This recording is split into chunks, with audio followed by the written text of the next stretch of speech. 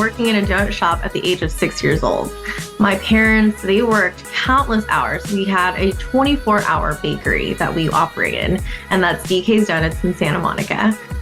That's me, Lee Tao. I'm Kara Duffy, and this is the Powerful Ladies Podcast.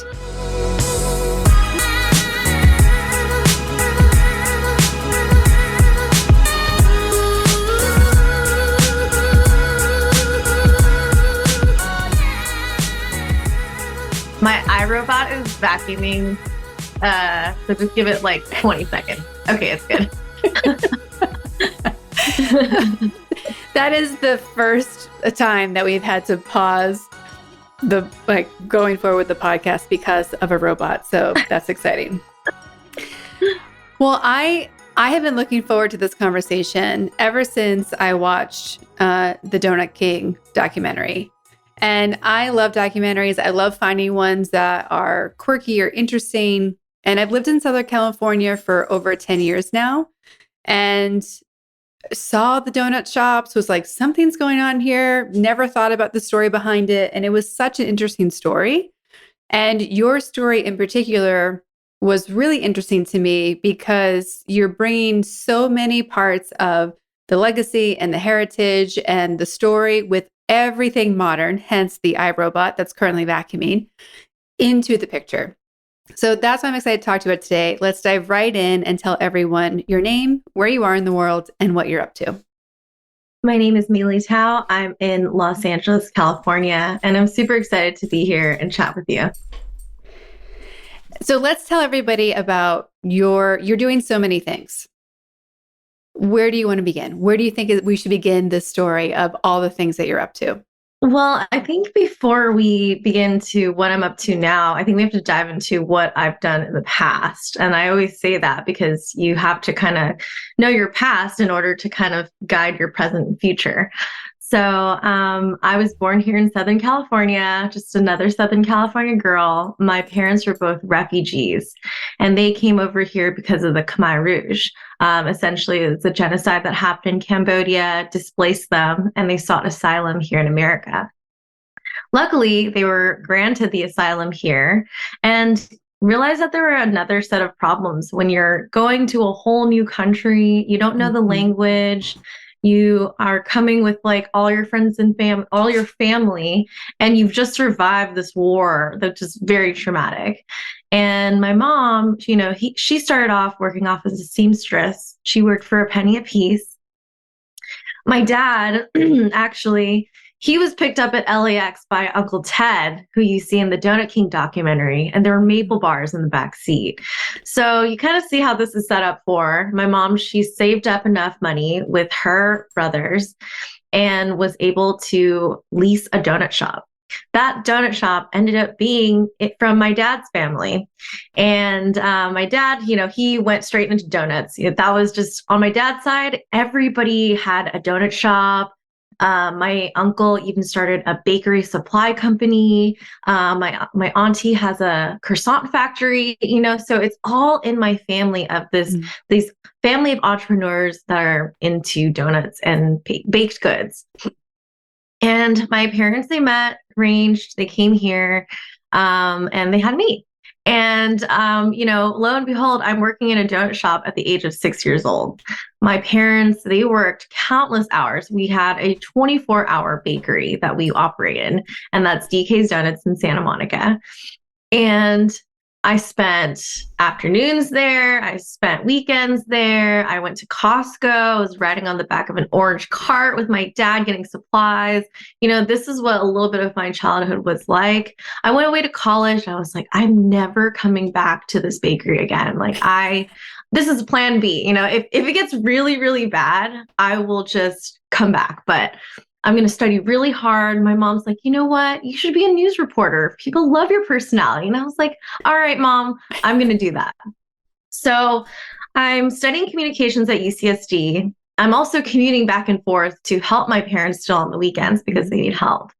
And essentially I graduated, but the month before I graduated, I had actually interned at a news station, and I realized that I absolutely hated it. And in despair, I was just, again, so confused. You're going to college and you study for this one thing. And then at the end, you decide, actually, I don't want to do that. So in September, I came back and helped my parents at the bakery again. And I remember dragging my feet through the bakery and just being like, what am I doing here? I wasted so much time and so much money and energy. But this time I had a different outlook and I had a vision that I don't think my family really believed that it could become. And my vision was, I believe that we have a great product and a great service here. I want to make this the most popular donut shop in the entire world. How I was going to get there, I wasn't sure at that point, but it was all tiny baby steps. And within the next 10 years, I blew up the business to over 90K followers, worldwide attention. We have the Donut King film. We were doing donuts for, all sorts of large companies like Netflix, Hulu. We even delivered some to like NASA. I mean, we were just everywhere at once. And I did that through the power of social media. And I did that through marketing and really just perseverance and working really, really hard. And, after 40 long years, my mom decided to retire and we decided to sell the donut shop, which was so much of my identity for so long. And the Donut King film had just come out like a few years before. So we were getting people that would see us on a airplane, they'd come and visit us. And we were getting so busy with what we were doing. But, I think it was really time for my mom to take into account her health. And she essentially was like, I'm ready to sell it. And I said, that's okay with me. I hope I fulfilled your dream of this donut shop. And for me, I physically could not stand on my feet anymore. I developed plantar fasciitis in my foot because I was standing for like 8 to 20 hours a day working at the donut shop. So I physically couldn't take it over. But I believe we had a really great run. But that's how I came up with the name Donut Princess. And so I spent the next year kind of, I don't know, struggling with my identity. Like, who am I? Like, I don't have this donut shop anymore. Am I still the Donut Princess? Like, who am I? And so much of my identity was attached to the shop. So I definitely feel like I struggled a little bit with the mourning of, letting go of a small business. Mm-hmm. And so I spent that year traveling, and I also wrote a book. It's about my mom's journey over here from Cambodia to America, and also our legacy through donuts. And just to see my mom hold that book in her hands for the first time was an insane and incredible experience. Just to know that I thought that her story was worthwhile and worth telling. And I always believe that representation matters. So I spent the next year kind of going on a book tour, talking, public speaking, and really sharing the story, because I've always wanted to write this book since I was 8 years old. But my mom was like, no, you're not going to be an author. You're going to be a business person. Yeah. And I was like, okay, Mom, and I was very, for me in my culture, like respecting my parents was such a big thing. Yeah. And because they went through a whole genocide and didn't get to have an education, that was like their thing. They're like, please just get an education. Like, we wish we could have, but we didn't.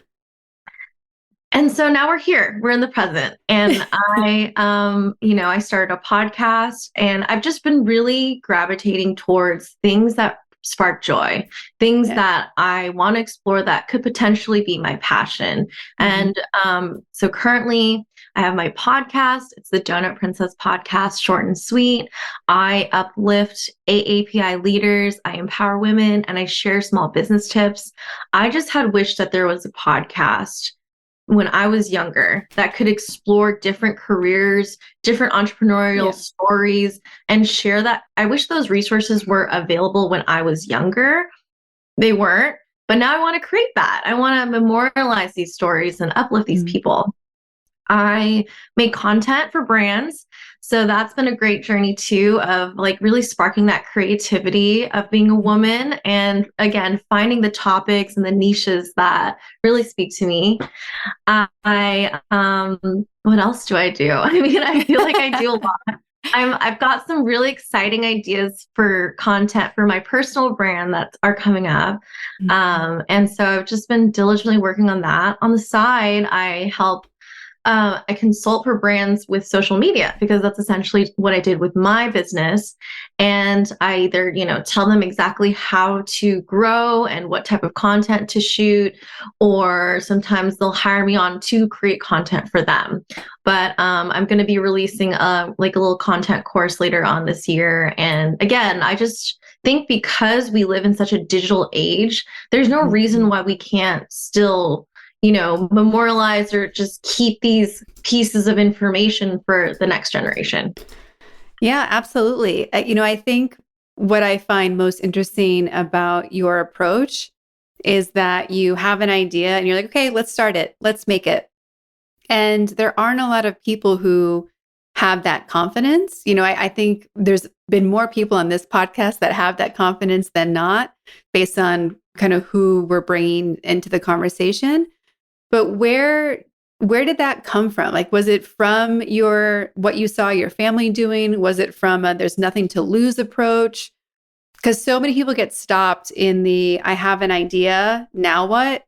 And they never take that first or second step. So where have you learned to just try it? Keep going. If it's a good idea, let's test it out. I believe I got that trait actually from my mom, because in everything that she does, she always says, don't wait too long, and I translate that to strike the iron when it's hot. And it occurs in so many things that she's taught me. Like, for example, really small things like, hey, if somebody gets you a Tupperware of food, make sure you wash the Tupperware and return it back to them really fast. Or if you see like there's a lot of boxes around, like make sure you clean up fast, because otherwise they're just going to be there. And when she needs something to be done, she wants it done like 5 seconds ago. And I think that's really trained me to not sleep on an idea, especially to see what she's been through and the preciousness of life in general. And I feel like there's just such limited time. I know that we, when you were in our teens and 20s, we're like, we have the rest of our life ahead of us. But now that I'm like in my 30s, I'm like, there needs to be more time in the day. There's so much I want to get done. There's so much I want to leave for this next generation. And that just starts with taking action every day. Yeah. There's so many things that, people, I think like you and I, who are in the let's make things and let's build it and let's why not space, we always have a list way bigger than what we're actually working on. And I'm an impatient person by nature. I've been working on it. It's one of the things I've been working on most of my life. Me too.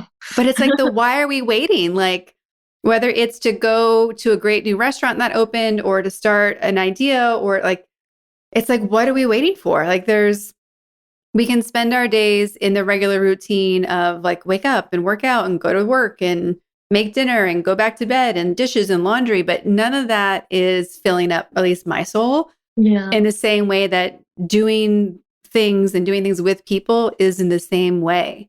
But of course, that also leads to finding balance. So what do you do to find balance in bringing your new ideas to market and also maintaining your own health and well-being?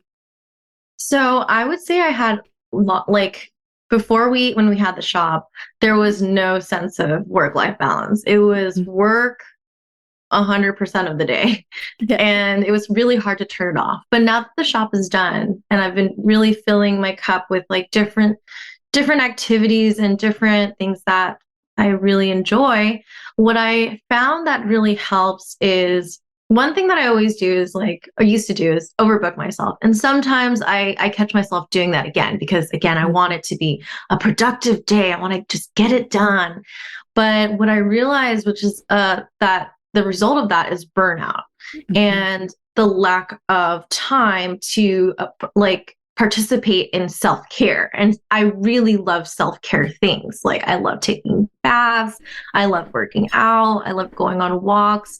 I love like listening to audiobooks. I love just deconnecting from my work and my phone for a little bit. And I feel like that has really helped me to learn balance. Another thing that I am learning more and more as I go on along is if I want to get a project done, instead of putting all this pressure to do it on one day, I'll break it up in different days. I'll break it up in like different, sections. So it's more digestible for me. It's actually more, I feel more prepared instead of frazzled. And I'm really able to get it done and feel less stressed. That's just been like a really, really big thing, like a big breakthrough for me because I want to do so many things all at once. Mm-hmm. I want to spend a little bit of time talking about your kind of digital marketing approach. You know, how at least it's laid out in the Donut King is your family shop was following a very traditional model, and you saw opportunities to really have fun and be competitive and to bring so much marketable storytelling into it.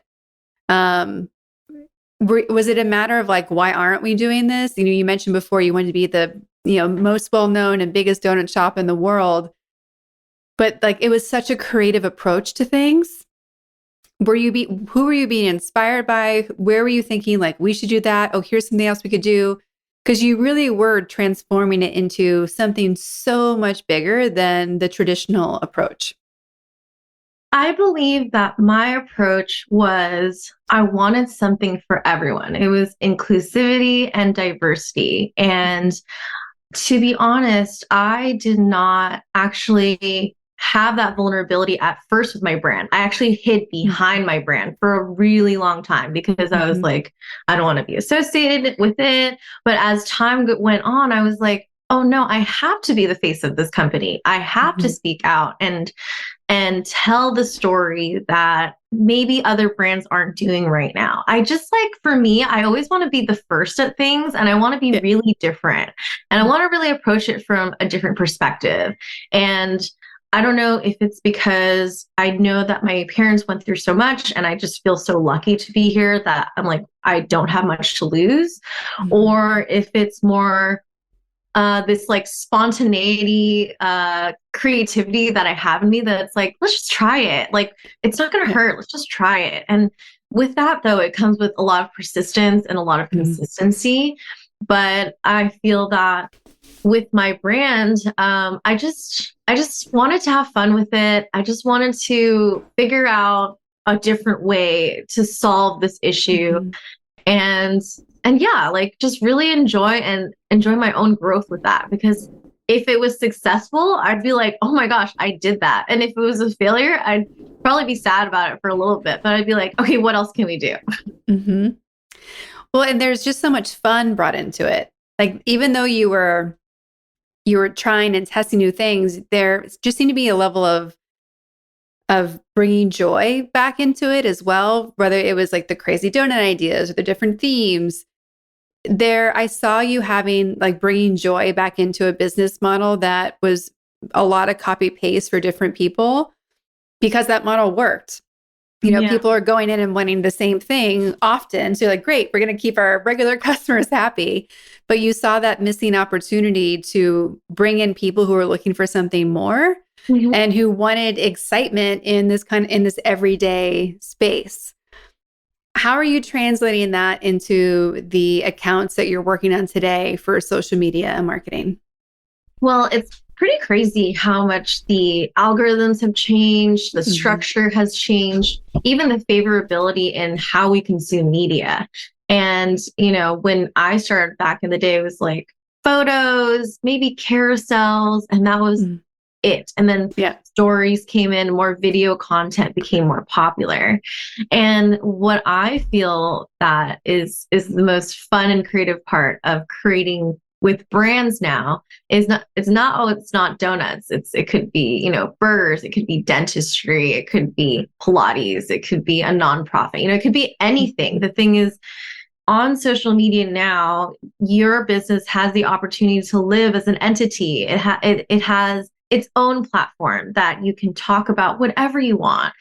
But you also have a more informed audience who knows that they're getting bombarded with, buy this, subscribe to this, join this. And so that's where I feel that the storytelling aspect and the branding really will set brands apart, aside from also having an amazing product, service, and ambiance. And I feel that the reason why I enjoy it so much is because it's always a new challenge. And there are a lot of things that are stored in my head that I know have worked before. And what I always come back to is creating your community, finding your audience and speaking to them and showing them that you hear them and you're here to solve that issue. You're here to solve that pain point. There's not enough, I think, focus on, to your point, the community and the storytelling that you want to do. I think everyone gets so sucked into the science of digital marketing and they're not thinking about the art and the actual relationship side, because that's really what allows everyone to be their own unicorn as well. Like, I want to hear about you and your story and what makes you interesting and unique, and less about, what you're doing to optimize the current algorithm. And I think it's been so frustrating for so many of the businesses that I work with, where they just want to know that they can set and forget, like an Instagram plan. And I'm like, I wish we could. And we can, if it's like, you just need one to function, but we really can't if you want to grow. Yeah. And for small business owners, it's overwhelming because there's so many things to do, as you know.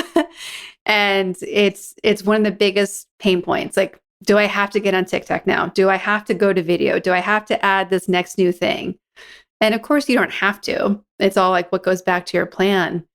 And I think in all of the things that we think we should do that we see other people doing, we forget to even ask basic questions like, is our audience even there? Mm-hmm. I definitely agree. Yeah. Mm-hmm.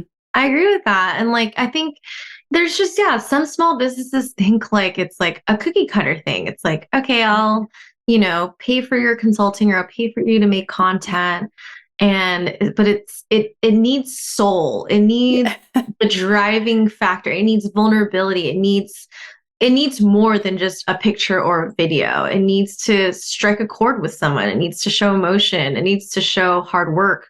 There are so many different angles you can take with social media, but again, it takes time and work and planning. And a lot of small business owners just simply don't have that time. They're too busy putting out all these other fires, which I understand. Like, I was there putting out the fires and doing the social media. And that's why I always think that, finding the right person to handle your social media, if you're a business owner out there and you really want someone who's informed and passionate and dedicated to your story and brand and everything around it, that's the type of person you want. You don't really want someone who's just going to take a few pictures, do a few videos. Like, there's more to it. There's way more. And there's a bigger holistic marketing story that needs to be told. I've had so many clients call and say, I need a Twitter strategy. And I'm like, I don't think you have a product yet. Like, maybe we figure that out first. Let's go back. Yeah. When you look at how your life has evolved, obviously, I think I've asked a lot of people on the podcast, would 8-year-old you be surprised of where you are now? And I think 8-year-old you, based on what you've said, might have thought your two choices were donuts or anything else. But, if you really look at it, what about 8-year-old you do you see showing up in what you're doing now? Absolutely. 100%. 8-year-old me is out and thriving right now. She wrote the book that she's always wanted to write, even though her mom said no, probably a million times before she said yes. She's getting to create content and make magic every day, either with brands or with my personal brand, and really kind of discovering who that inner child is again. And I'm having so much fun right now. I am just in this state of discovery. And it's also just like, again, a little bit more balanced than how life was before. Even though it was so rewarding to get up at 4 a.m. and make sure everything was great and fill these large orders and be the face and do all that. That was awesome. And that was a great chapter. But 8-year-old me is having the time of her life right now, just trying to figure out again and I think the big thing is that I'm letting myself explore. And that is a new thing, right? Because before all of this, I was like listening to my parents. I was trying to be a good girl. I was trying to just make them happy. And now I'm really discovering that I have my own path of happiness, and that's okay. When you think of the words powerful and ladies, do they mean something different to you when they're separate versus when they're next to each other? Yeah, I believe that they have different meanings when they're put together and separate. Powerful on its own, I don't know. I grew up where it's still a masculine dominated society, but like when you think of powerful, you're thinking like more masculine power, like physical power or political power, something of that. When you think of ladies is like kind of gentle and, it's feminine and it's polite, and it could refer to, like, if you think of the image of ladies, it could be a lot of different images. But when you put the two together, powerful ladies, those two is like a force you can't reckon with. Women are the backbone of our society, and they hold so much together. They are so powerful. They have so much inner strength that I see, just, again, being a little bit older now and seeing what women have to go through, especially through their career, balancing their spouse, pregnancy, having kids. And I haven't even embarked on these 2 chapters yet, so I am extremely terrified. But to see what women can do and create and be is an incredible thing to see. And that's why on my podcast, I primarily interview women, because I'm obsessed with what the women are doing out there. And all I want to do is also help them in the way that I love, which is storytelling. And I think that Powerful Ladies is an incredible and amazing addition to any team. Like if there's a women leader, like like it's going down. And I respect Powerful Ladies so much. When you think of someone who has grown up in LA, who's the typical California girl, you don't think of someone who is waking up at 4 a.m. How was your California experience different than maybe your peers or the people you're going to school with? And how did that impact how you view the world today? Well, my days waking up at 4 a.m., spending a lot of time at the shop, spending overnight shifts at the shop, doing deliveries, picking up supplies. I mean, there were a lot of things that I was doing that my peers were simply not. My peers were like at tech companies, they were at, corporate. Like there was a different flow to their lifestyle and to the way my life was. And well, my Southern California experience growing up here, I always felt different because I was doing activities that just really my peers were not up to. Like they were going to the beach, going to the mall, going to the movies. They were just, they were chilling, or they had a corporate job or a tech job. And for me, I was really like hands-on with the business. I was waking up at 4 a.m. I was doing deliveries, picking up supplies, dealing with a lot of worker drama. I mean, the list goes on and on. I was like answering calls, like while at dinner, and putting out fires all throughout the day. And I would say that, my friends, I think my younger friends would tease me about it. And I was always really stuck between these two worlds. I still feel like I kind of am. But my college friends and beyond, I think that they were really compassionate and understanding. They're like, how how are you doing this? Like, whoa, like Mealy, like this is some crazy stuff you're up to. Like, this is not normal. And we respect you for that. And I'm really glad that I got to have those types of friends in my life, because what that looked like is, as the business grew, either I was super busy, but sometimes I would get to go to the beach with them, maybe not as often as they went to the beach, but I did get to go to the beach with them. I did get to go on trips. There's definitely memories of me at like a Vegas beach club where I'm like posting on Instagram and like answering phone calls. But I mean, that was like my idea of balance, is like, I would love to still hang out with my friends, go on trips and explore, but still come back and work really hard and plan for the next day, the next week, the next month. So my experience is very unique. I actually even used to write poems as a kid and talk about this in-between world that I was in. And the Robert Frost poem of like taking the road less traveled, I'm so glad I did that. And I'm also really glad that I had and developed friends that really understood me and really respected what I did. For me, I always would know what the struggles of people are going through. I might not know exactly, but I do have an idea of it.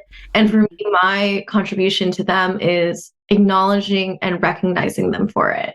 And that goes such a long way of showing that compassion of like, I know you had a rough week, like you deserve this, or this is for you. I got this for you. Like, you've been working so hard and I know how hard it is to juggle. And there's something that really calls me to keep doing that for a lot of my entrepreneur friends, because you just need that little boost to keep going sometimes. And I know, because when I was working at the shop, some customers would come in and they'd acknowledge me. And that went so far for me. It gave me more energy, a more boost, that someone out there could understand what I'm doing and just look at me like a human being. Because in entrepreneurial life, you're not seen as a human being sometimes. You're seen as a robot or an overruling ruler. But again, I feel like compassion is such a big root of this human connection. And, the entrepreneurial journey is tough. It gets lonely and you get misunderstood. But again, I think it's way more worthwhile, and you have more or less control of how your life is going to go. We asked everyone on the podcast where you put yourself on the Powerful Lady scale. If 0 is average, everyday human, and 10 is the most powerful lady you can imagine, where would you put yourself on the scale today and on an average day? Today would be like, today's an 8. It's a good day. I think on average, it's like a 6 or 7. And that's just because I'm just hard on myself. That's again, something I'm working towards, and something I know a lot of us are dealing with. I'm just hard on myself because I just want to do so many things. But I'm slowly learning that I need to make myself happy, make sure I'm taken care of, and then go out there and share my gifts with people. But yeah, that would be my scale for today and for average. What are you looking forward to for the back half of this year? I can't believe that it's almost the back half of this year, but I'm really looking forward to getting to know myself. I'm really looking forward to this new chapter, these new ideas that I have, and I'm excited. I'm also going to get married next year. And congratulations. So personal things are happening, and that's really exciting. And I'm just excited to deepen my relationship with my mom. I think that before it was like business, business, business, business. And most of our conversations were about that, but really showing her this love and creating this space for her where she can feel loved and spend time, like actual quality time with each other. I think I'm really, really looking forward to that. And I've got, again, some upcoming things that are kind of secret right now. So again, I'm really just excited for new beginnings, new chapters, new identity, and just growth overall. I love asking everyone, what do you need? What's on your to manifest list, your wish list? This community is powerful and connected and loves to collaborate and support each other. And I really believe that you never know who has that next key that you're looking for. Mm-hmm. So what are some things that you need that we can help you create? Right now, I need an editor to edit the content that I'm doing. I'm doing it right now and it's great. And obviously every entrepreneur wants to put every little touch on everything, but that takes up the most of my time. So an editor, maybe looking for a new podcast editor, just because it's just a little inconsistent for me. I'm looking for more brands to work with. So anything with the health and wellness space, Asian Americans, food, anything in that realm. And I'm really just looking for the community of women that is super supportive. And I just want to find those types of women who will see what you're up to and go, bam, I want to connect you with this person because I know this person has a lot of knowledge. And why? Because I would do the exact same for anybody in my network. And personally, I just need to, again, practice more balance and learn to love myself more. Okay, amazing. And for the first editor that you need, is that video content editing? Mm-hmm. Okay. Yeah, video content or YouTube editing, that would be amazing. Okay, well, I have some people I can send your way already. Yay. I love what you're up to. I love your energy. I love the really just heart-led, pure space that you come from and what you're trying to create. It's why I started this podcast and who I want to be surrounding myself with as well. And I just want to say thank you for doing the work you've done and being so dedicated. It's what you've taken on and created. Everything on its own is such a big thing. And you've done so many of them. Writing a book is a huge issue, not huge issue, a huge deal. Transforming your family business and what you did with social media, huge deal. Having your own consulting agency, huge deal.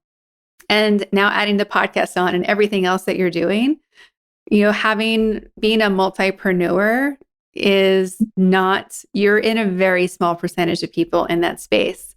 So I want to acknowledge you for believing in yourself and making it happen and maintaining the energy to keep saying yes when things are crossing your path, because it can be easy to get defeated or overwhelmed. And I'm happy that you keep seeing the possibilities of everything.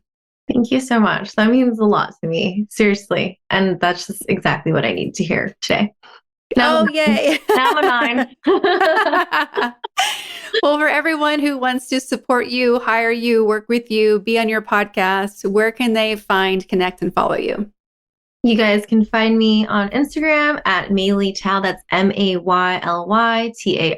I also have a business Instagram at Donut Princess LA, DONUTPRINCESS LA. Also donutprincessla.com. You can order a donut bouquet. So that's another thing I forgot to mention. That's a little side thing, is we make and deliver donut bouquets as well. But that's the site where you can also find a link to the book and a little bit more about me and my Donut Princess journey. I have a podcast called Short and Sweet, a Donut Princess podcast. You can find that on Spotify, Apple Podcasts, Stitcher. And if you haven't watched the Donut King film already, definitely watch it so you can educate yourself on Southern California donut shops and what Cambodians contributed to that. And that's my great uncle who started and pioneered that. And send me a message. I would love to connect. There's always so many rooms for possibilities. I love networking and connecting. And I just want to say thank you for your time and for letting me tell my story here with you, and for all the amazing affirmative words that you gave me today. More energy to you.